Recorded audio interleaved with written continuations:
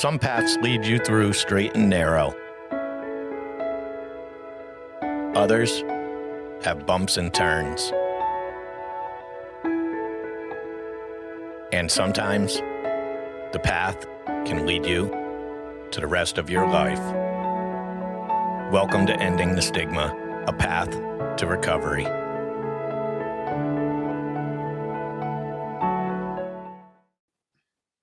Okay, everybody, welcome back to Ending the Stigma, a path to recovery with your host, Fred Carroll, myself, and Scott H. Silverman, life coach, author of The Opioid Epidemic, available on Amazon, correct? That is correct. And how's it doing so far? Well, you know, I just got an order yesterday for 421 books. And, you know, you really can't through Amazon, you really can't tell where it's coming from. So I was real excited. Then I found out from some in the industry that Amazon just kind of pre-orders through your fulfillment distributor to make sure they have an inventory. So the pre-sales, I can't even measure those either. But just people will kind of send me an email or text. Hey, I ordered your book. Like what? I'm supposed to, send you a coupon for a free dinner or something. So thank you. I say thank you very much. Yeah. So the printed copies will be out the end of May, and I'll know more. So I'm looking forward to it. And I've never been so topical my whole life. I mean, right now the opioid epidemic is just out of control. Yeah. Go ahead, Frank. There's a documentary on Netflix, Last night, Crime of the Century or something. Yeah, about that was on I think HBO last night. Okay, HBO. Well, Yeah, you know what? You're not supposed to talk yet, Frank, until he does his It introduction. doesn't matter. Frank can talk whenever he wants. He has a 40-page bio he wanted to read. Listen, that's why we wanted to start at 2. He's a comedian. That's what he is. He's a comedian. Let's give it to him then, brother. Let's introduce Frank. So today, everybody's already heard, we have a guest, and his name is Frank King. And Frank King is, if I'm correct, at least, Frank Kink was Kink. Yeah, Kink. Frank Kink. That's your alter ego. Frank King was a writer on The Tonight Show, correct? 20 years. 20 years with Jay Leno specifically. Yep. And that didn't feed over to any of the other guys from Carson or anything? I wrote a little bit for Joan Rivers, and Dennis Miller I wrote some for, but Leno was my mainstay. And you are a working comedian, and you do a lot of corporate comedian. And obviously, 35 years. Yeah, and obviously our show is aimed in a specific direction, and our listeners already know there must be more to the reason you're on the show. So you also have survived a suicide attempt, correct? Yes, I can tell you what the barrel of my gun tastes like, correct? And spoiler alert, for those of you listening or watching, I didn't pull the trigger. Yes. Well, we have that in common. We have that in common, Frank, which not many people do. Right. People who being a recovering addict. Trying to take your own life, and I was not successful at it, but I've done better ever since. That happened to me in '84, where I was ready to jump out of a window in Manhattan. So, whoa! How many stories? Pardon me? How many stories?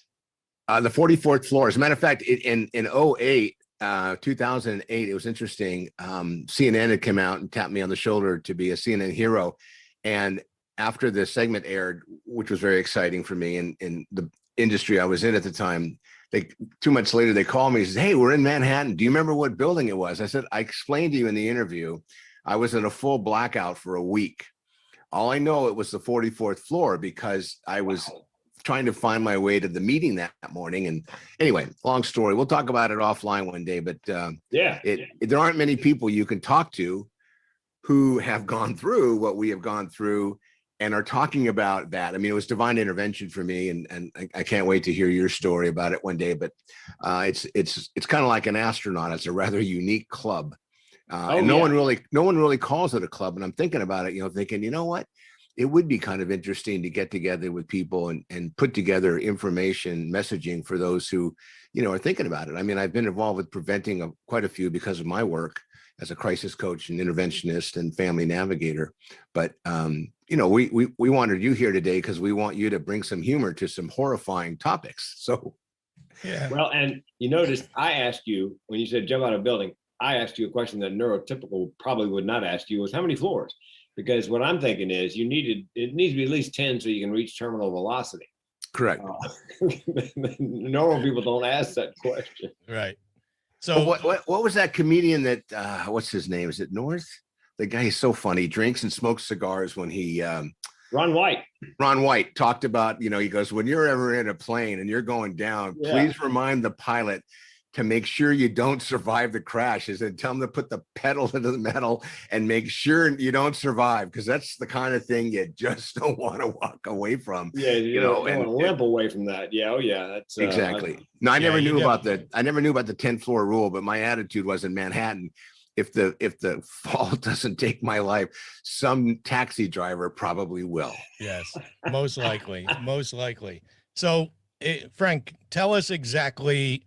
I know you mentioned it, and I couldn't remember the name of it, but you have a certain name for the depression that's involved in your family. What is this called? well, several things. Generational depression and suicide, meaning it spans generations. I've got a therapist friend who has a client who has 5 generations of depression and thoughts of suicide or suicide. I have major depressive disorder, which is generally not situational. It's just like a flat spot on a wheel that comes around every now and then. I've been most depressed at some of the best times in my life when I was living in San Diego. We were living in La Jolla, for God's sakes. Mortgage paid off, money in the bank, bookings on the calendar, wretchedly depressed. So it's not always, I mean, it can be triggered by a situation, but generally not. And then I have chronic suicidal ideation, which is more rare, meaning for me and people in my tribe, the option of suicide is always on the menu as a solution for problems large and small. And the story I tell is, my car broke down a couple of years ago. I had 3 thoughts unbidden: get it fixed, buy a new one. Hell, I could just kill myself. It's always like option C as a way to cope. Not seriously, but because I've had it so long. But yeah, that's and the upside of that is every time I've spoken since 2014, there's been somebody in the audience who has chronic suicidal ideation and didn't know it had a name. They thought they're just some kind of freak and all alone. And when they hear me say that, I mean, their relief is palpable that there are other people with this ailment. Yeah. So tell me, what tribe are you referring to? You said your tribe. People who have mental illness and for whom suicide's always an option as a solution. Yeah, because I belong to a few tribes. One of them's Jewish, so that's why I was in New York on business. So I just wanted to make sure where you were going with that, which tribe, because we want to be sensitive to everybody. That's right. No, it's a tribe of people who for whom suicide is a coping mechanism. Thoughts of suicide. Right. No, the option. And it's interesting. My mom, which is one of the tapes that I had in my head when I was at the ledge of that window, she told me, she said, suicide is very selfish. And, being a Jewish mother, that's what she said to me, because I used to leave notes all the time as a kid. I was one of those kids that, before they even understood what ADHD was, and I still have it. And that's why I like, when I go to my recovery meetings, I love these Zoom meetings where there are 40 people, because it's so entertaining to watch people try to be discreet while they're sitting there picking their nose and drinking coffee and cleaning their living room. And we're talking about recovery and helping save lives, and people are so distracted. It's fascinating to watch. So tell us, what are you doing now, Frank, that you love to do? What keeps you happy, and how are you spending your time? Well, I before the pandemic, up until March 13th of 2020, I was speaking live and making a good living at it on suicide prevention, generally as a workplace or college health and safety issue. Using my experience, my family is more nuts than a squirrel turd. That, and then I took training on suicide prevention. So what I speak on is signs and symptoms of depression, thoughts of suicide, what to say, what not to say, what to do, what not to do, and then how to find resources, plus my lived experience story. Plus I toss in humorous anecdotes from my mental health travels, which is oftentimes why they book me over a clinician, because they want the lived experience story. They want the the learning objectives. And then if you can add humor to make it go down easier, they're all about that. Yeah, I'm an SME here in San Diego, and KUSI. You probably watch the local channel, and whenever I like this party of 4 kids overdose and they pass, and I'm scheduled that Saturday, and they bring me in and go, look, we need you to be positive about this. I go, what? Be uplifting, be upbeat. Don't just mention 4 people overdosed and died. Say something positive about it. I said, I can't. I don't know how to do that, other than the fact that the other 175 kids at the party survived and didn't end up taking the Xanax that was whacked with fentanyl. But it's it's hard to stay. Not that it's negative. So I love the idea that you weave humor into your own personal story and your family. And I see your big sign behind you. So obviously you've done a TEDx talk. So 6 of them. 6 of them. Good for you. Yeah, Good for actually you. 5 in the can, 1 this June, coming up here shortly. And I'm applying for 7 and 8 right now. Oh yeah, yeah. I did one here in San Diego. I didn't realize you can really go back, and they haven't tapped me on the shoulder. Maybe with this new book and things going on later this year, I might, if I can sign back up and do it. But the person who's helped me write the book, oh, TEDx, everyone's done them. I said, well, it's still quite an honor because it's a pretty, not everyone gets to do it. And there's a big vetting process for it. When do I get Yeah. mine? I haven't got a TEDx yet. Yeah. It Well, still has you some cachet. probably haven't applied yet, Fred, knowing you, because you're so busy with post-production with these Zoom and StreamYard. So you certainly can. Yes, I do a lot. Yeah, if you would just apply yourself. Yeah, I'm gonna try. No, I've got 24 TEDx coaching clients. I mean, mostly speakers either want to launch a speaking career or up their game a bit. And the big red letters still have some cachet, in the world of speaking. Yeah. So what was your catalyst though in your life that made you be a spokesperson for this? What made you do that? Move it into that? Because there must have been a time where you hid this from everyone. Oh yeah, I didn't come out as depressed and suicidal until I was 55, 56 years old, and I came out on stage at the TEDx as depressed and suicidal. When it posted on YouTube, my wife's about to hit the button so she can watch it. And I said, look, before you hit play, I need to tell you a half dozen things about me you don't know. Nobody knows. So I waited 5 decades to tell anybody else depressed and suicidal. So what do you see a change? What do you get out of this? Are you like seeing the people that you affect and how it affects them and changes their life? I told you that every time I speak, somebody in the audience, at least one somebody, sometimes more than one, has chronic suicidal ideation. A young woman came up to me after a college presentation. Thanks for your keynote. I said, you're welcome. She goes, but it made me weep. How did it make you weep? She goes, your story about the car, get it fixed, buy a new one, kill yourself. I've been having those thoughts all my life. I thought I thought it was just me. I thought I didn't know they had a name. I thought it was just some kind of freak and all alone. Then I heard you say that. I realized first time in my life, I'm not alone, and I wept. So I'm like a year later, I'm thinking about that and all the people who come up. And I thought, you know what? I'm sort of like George Bailey in It's a Wonderful Life. I've been shown what these people's lives would be like if I were not there, to just simply reassure them that this is a thing and you're not alone.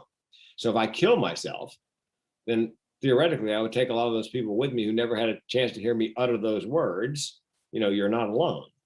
Yeah.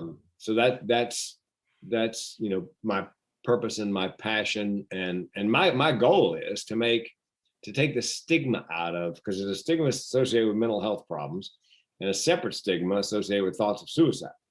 And my goal is to make talking about depression, thoughts of suicide as easy as talking about sports of the weather.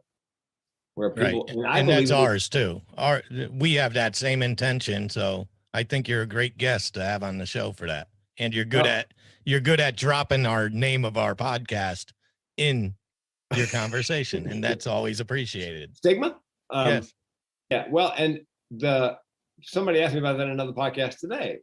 They said, why the stigma? I said, well, what I think is happening is think about 50, 60, 70 years ago, Alcoholics Anonymous was anonymous for a reason, because when you had a substance use disorder, as we say now, a lot of people thought it was a moral failing or some kind of character flaw. And of course, then it became an illness. And as common wisdom, it's an illness. And I think depression and mental illness still hasn't caught on with everybody as an illness. I still get this. You should choose joy. Okay, look, unless you're talking about dishwashing liquid, that ain't gonna work. Don't you think if I could choose joy, I would have chosen 4 decades ago? Right. So I think it's stigmatized as alcohol and drug addiction was way back when. It's just now catching up. And of course, my job, your job is to speak out about it. Because when I speak, most of my people who book me speak on suicide prevention say this: we just brought you in here to start the conversation. Because if I get on stage and I'm vulnerable and I shed a tear when I tell my story and I get choked up, as a guy especially, it gives people in the audience permission to give voice to their feelings and experiences without the recrimination. I'm giving them cover, basically, to come out and say, me too. I have that issue. And I've told my clients after I leave that things happen, conversations continue, and people come forward that other people had no idea they were, living with that. And I do have a positive message. I start out by saying, look, 8 out of 10 people who are suicidal are ambivalent. 9 out of 10 give hints in the last week leading up to an attempt. So that tells me the majority of people want somebody to notice something and interrupt. And so the good news is you can make a difference. You can save a life, and you can do it oftentimes by doing something as simple as what we're doing right here. And that's starting the conversation. Yeah, good. You got anything for him, Scott? You got a question for him?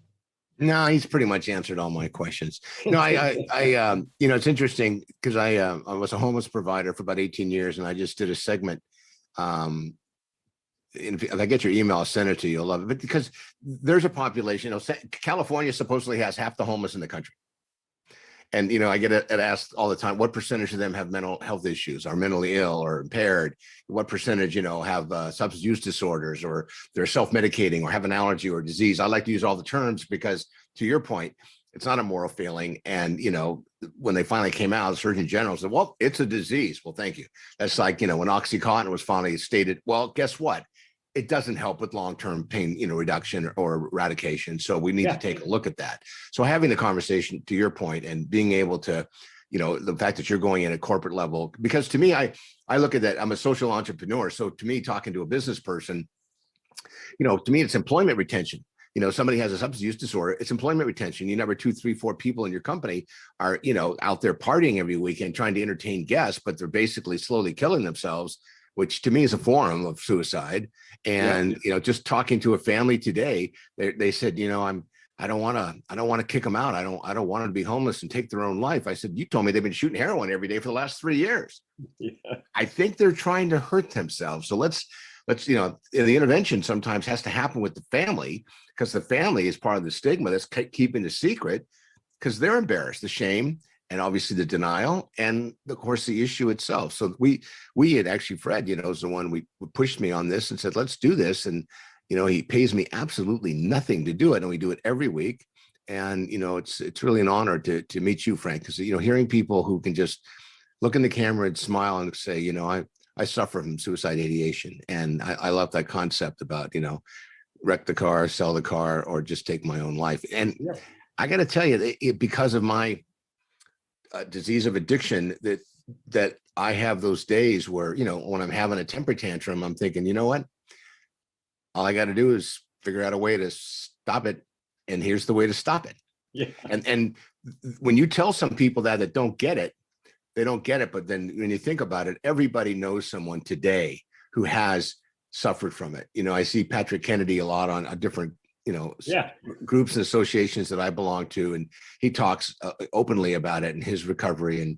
And I think we need, I like your analogy of, we should talk about it just like what we're going to be having for dinner. It doesn't necessarily have to be an everyday conversation, but it has to be as common and acceptable as, what the weather might look like. And, how's Johnny doing? Oh God, he's doing great. He's seen a doctor and he's stabilized now, and his life's so different. He's engaged and blah, blah, blah. And, 2 years ago, Johnny was, homeless and living in the car he wanted to get rid of, but he couldn't because that was his home. So thank you. I was in San Diego doing a comedy thing for is it the Midway, the Carrier Park there? Yep. Yeah, and there's a guy at my table, and they asked me about comedy and did I do anything else, and I told him I did suicide prevention as a workplace health and safety issue speaking, and I described the ideation, and I head off to the bathroom with the guy. There's a guy behind me walking toward the bathroom, and when we got done and came out, he said, look, Frank, I got to tell you, I am the one, maybe one of several in the audience, who has chronic suicidal ideation. I didn't know it had a name. And he said, I have these thoughts about taking my life. And then he said, I'm 69 years old. I've never told anybody that, including my therapist, because if he gave voice to that to his therapist, what's it called? The 5150. The therapist may feel duty bound to take him in front of a judge to get an involuntary detention order and lock him down for 3 days. So I think if we could give people the ability to give voice to these feelings without, having them locked up for 3 days. If somebody says, if I find out somebody is suicidal, I would ask them, do you have a plan? If so, what is your plan? If they're not really solid on time, place, method, sort of nebulous, I would say, and a psychiatrist and I, who has chronic suicidal ideation, came up with this, I would say to them, well, tell me this, are you going to kill yourself? If they say no, I say, okay, well, tell me why not. Make them give voice to whatever's keeping them here. But let them give voice to the fact that they're thinking about it without having to worry about being not only stigmatized, but locked down for 3 days. Yeah, it sounds like I mean, that is our goal. Usually this is a true live show. And like I told you, we usually do it on Wednesday nights, and we just went to Tuesday to satisfy your needs. Yeah, the way Frank was going, we might have been doing a Wednesday show. That's right. That's right. But it is gonna air on Wednesday, so we could pretend it's Wednesday. But usually this is a live call-in show. We have a phone number connected to this show, and we let the addicts and people that are abused, any life problem, they could call and talk to Scott And and a lot of Fred's old girlfriends like to call in. Yeah, a lot of my exes. A lot of exes. Yeah. Uh-oh. Frank's doing something unprofessional, I could tell. Oh no, the phone was ringing. So what I did was I answered it briefly and then hit end. So I just hung up on it. Perfect. Even better. By the way, did you ever, as a kid, suffer? I call it catastrophic thinking, where you're in a classroom and the teacher says, "Hey, you." I was one of those kids, and I just assumed they were talking to me. You know, that it was that it's almost entering the tunnel of the suicide ideation, because you're like, when I hear that in a group, even today, when someone says, "Hey," I just assume they're talking to me, because that's my guilt complex or my deficiency or just the way I look at life. So I'm better with it now than I used to be, but it took some funny, work. Scott, it's funny that you say that, because he actually talks about that. Frank actually talks about how glad he is they didn't have Ritalin when he was a child, because he was such a class clown. They would have had him lying face down on the floor, just feeding him Ritalin to calm him down. I'd have been face down on my desk in a pool of my own saliva. On another podcast, they were asking me about, we were talking about the different generations, baby boomers, Gen X, millennials. And I said, yeah, there was no ADD, ADHD when I was a kid. My diagnosis was, he's got ants in his pants. That was my diagnosis. But I said it in my act, I said, look, I'm going to write a book someday called Ritalin Killed the Class Clown, because, they drug him out of, and ADD, ADHD is a real thing. And there are children who need, medication to function.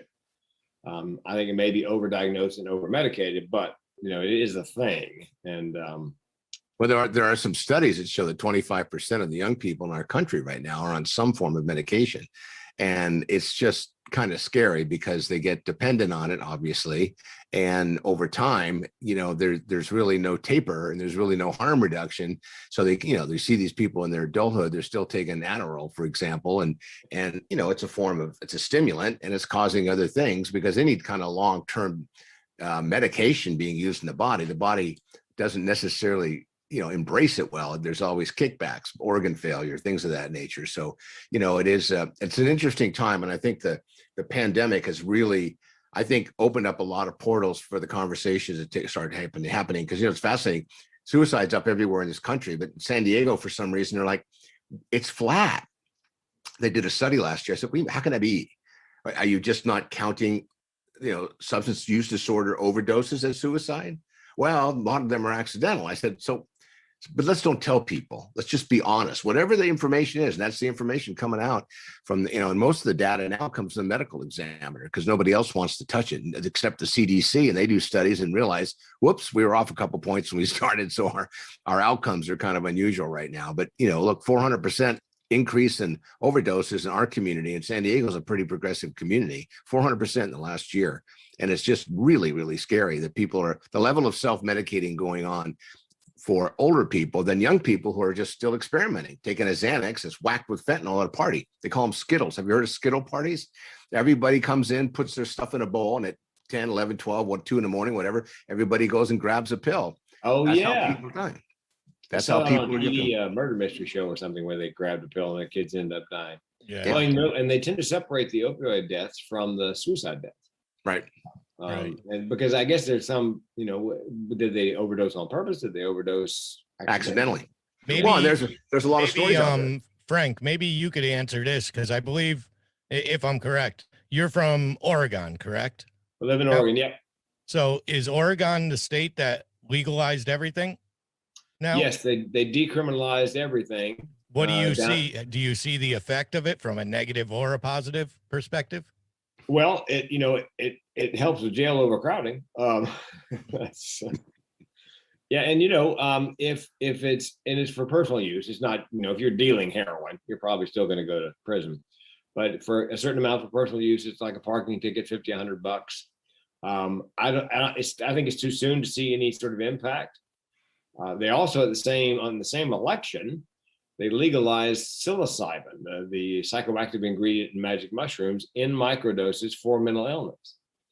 And they're doing studies in Canada where I think it is legal. And they found they're doing studies in the military, PTSD, depression, and substance abuse disorder. And apparently it's very effective on those three with microdoses and heavy duty therapy to go along with it. So I can't wait. And being monitored by medical professionals while they're doing it. So if there are some side effects, they can address it, and they can also dose it down once it's addressed or arrested, if you will, what's going on. That's a little different than, because I know a guy that's doing it now in a treatment modality. Is it Obigaine, the stuff that's down in South America or something? You go down there and you take these psychedelics for a few days. I'm not sure I'm pronouncing it right. And as a form of treatment for people who suffer from substance use disorder. And that's an hallucinogen. It's very powerful. And, I can't imagine the FDA is ever going to prove it, but, Oregon, we'll see. And look, I remember when Denver legalized marijuana, people were jumping off the roof, killing themselves because the 97% THC content that exists in today's marijuana is a lot different than my marijuana, which was 3%. So, I just tell people to stay informed. I mean, I don't ever say no, because I wrote a book, Tell Me No, I Dare You. And people, we don't want to be told no. We don't want to, we hear no and we're thinking they're talking to somebody else. It won't happen to me.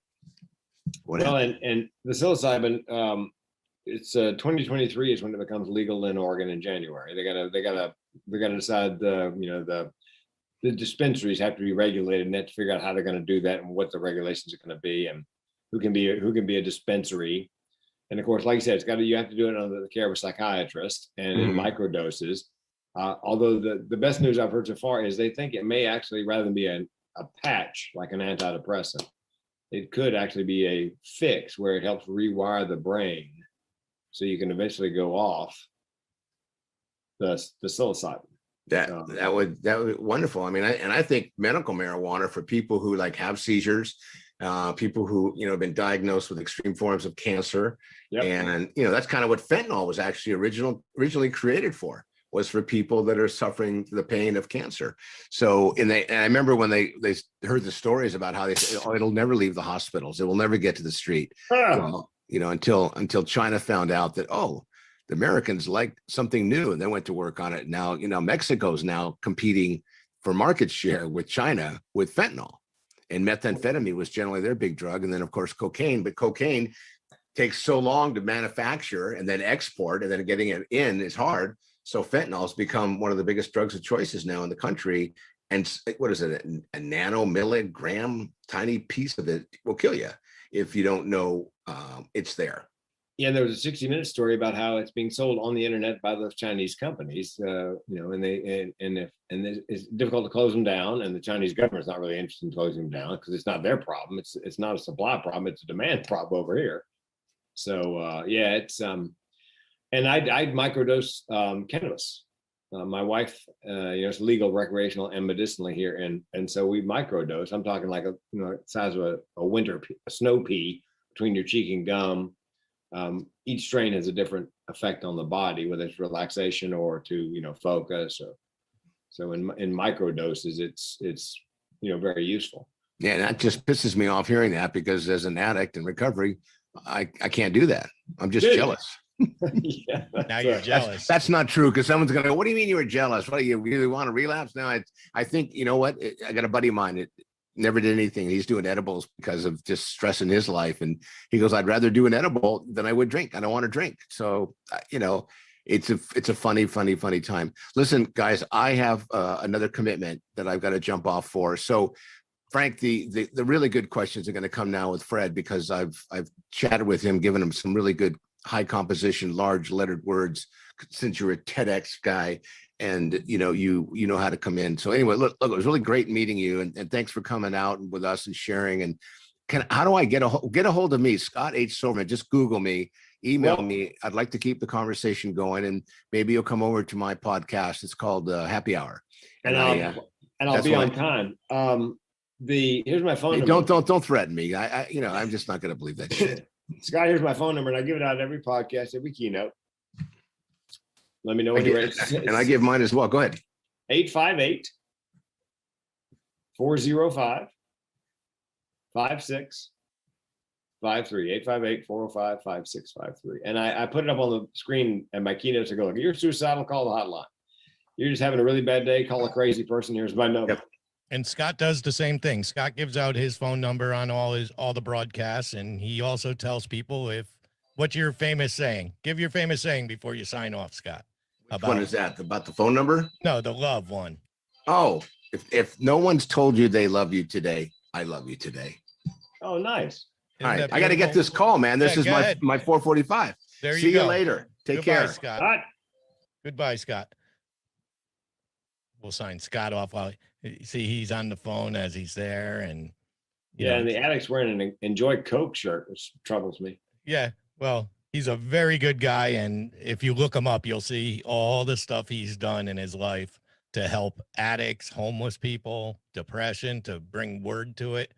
And that's why when I came across you just fit our, I guess we don't like to call it an agenda, but you fit the program. You really did fit because of from the humor and the comedy to the real life discussion. You are not afraid to say, this is me. This is what happened to me. Yeah.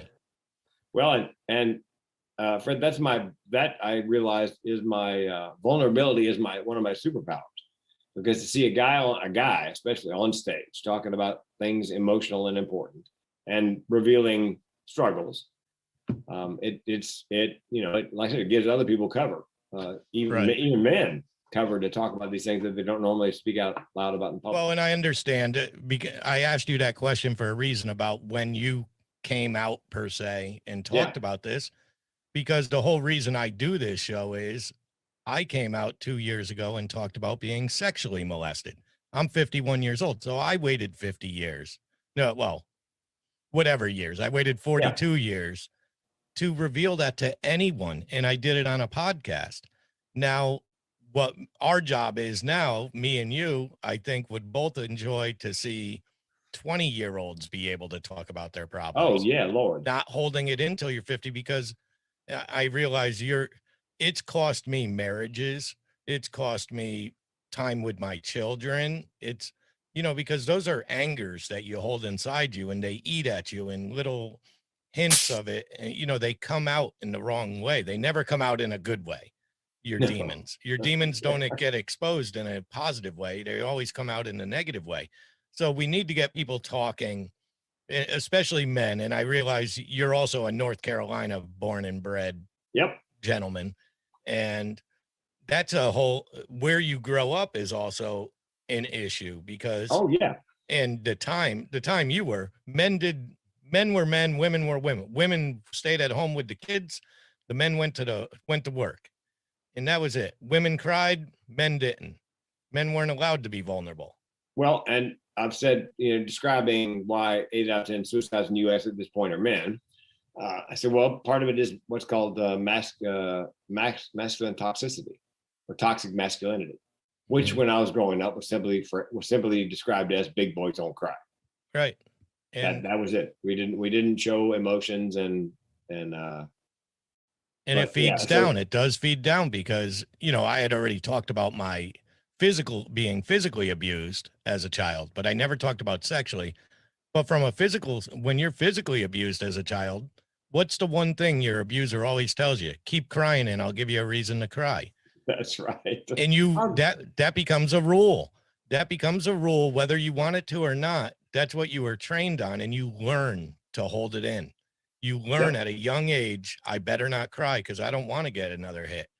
And you learn it, and then that festers into anger that comes out in relationships. When the woman wants you to say, I love you to her, you can't, because that's too emotional. That's giving you too much of me.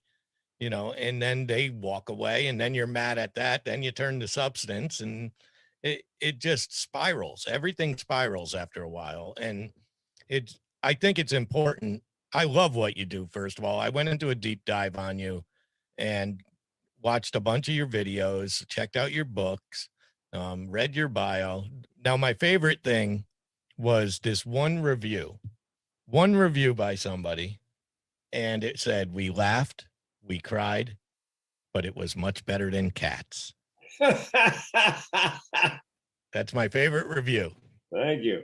Not that Cats was even closer. I mean, they could have picked a better movie, I guess, Yeah. or something. But listen, that's a great review, and I bet you must feel better about your issues that you deal with today because you let them out Oh God. into Oh, the people world. asked me. Somebody asked me not long ago. Does telling your story on stage trigger you? And I said, no, you got it backwards. It is extremely therapeutic. I mean, if you know, conceivably, every time I open my mouth and I speak on this subject, we may save a life. There may be somebody listening right this minute who's never heard of chronic suicidal ideation, but when they heard me say, "Get it fixed, buy new, or I could just kill myself," they're like, "What?" Right. I've had those thoughts all my life. There are other people. I had a friend of mine who has OCD, the Jack Nicholson, as good as it gets kind, angry kind. And he didn't know until he was 21. And the only diagnosis he had before 21 was his grandfather said that boy screwed in the head. That was his diagnosis. But he's listening to a radio show and they're talking about OCD. And they said, listen, we got a list of 10 questions, 10 things. And if 6 out of 10 apply to you, there's a chance you have OCD. And 10 out of 10 applied to him. And the relief he felt that there was actually a thing and he wasn't just some kind of freak. Now, that said, I'm a comedian. I stayed at his house one night when he wasn't there. He let me spend the night at his house in Kansas City. And I know that when he puts his shoes away in the closet, he always has them pointing north. So I took every other pair and pointed them south. So when he gets home, he throws a and he looks down and he goes, ah! And he called me immediately, you son of. I go, yeah, I thought that would be But that's what comedians do. And I was always the jokester too. And Yeah. lucky, I think comedy saved me in a weird way, as well as movies. Movies are very important to me, and music, but they were my saviors when I was in pain and didn't have the outlet to do it. Oh. So being funny saved me, using comedy to push these important things away. Now it also hurts you because that's your maturity level doesn't match your age and stuff. I'm a tell a joke at a funeral type guy. I don't have a filter, a very good filter at least. Oh yeah. But I try. That's the one thing. My biggest human flaw is no filter, but my greatest human strength is trying. Effort. I put the effort in on everything I do. So that's going to end it for this show. And we hope we could once again maybe get you on again at some time when we're talking about this, anything that has to do with what you deal with. Yeah. And I could reach out to you and stuff. I think it'll be very helpful. And I want to thank you for showing up. And I want to thank my guests for my listeners for listening. Make sure you're going over to, you can go to venomstudios.com. That's venomstudios.com and check out some of the shirts and stuff and the coffee mugs that we're selling for Ending the Stigma. And make sure you subscribe to our YouTube channel. Just search Ending the Stigma on YouTube, and find us on Facebook in the group. And I will include all the stuff I have on Frank in the show notes. So make sure you're clicking those. And that's it, Frank. So thanks for joining me. Well, and next time maybe we can talk about how I went from comedian to suicide prevention speaker. My journey from San Diego at the Comedy Store, that first open mic night. And yeah, I mean, listen, there's probably a lot of things we could have talked about to bring it, but I think it's a nice introduction to you. Yeah. I think you brought you bring a great message, like what Scott says, you find a positivity from a tragic thing. And it probably is helpful to a lot of people. And I appreciate you. Oh, my pleasure. I'm delighted you guys are doing a show on stopping stigma. I mean, it's a big job. It is. And listen, we're we're here anytime, every Wednesday, and I'll stay in touch with you. And that's the show. So everybody have a great night. Thanks, Fred. Bye.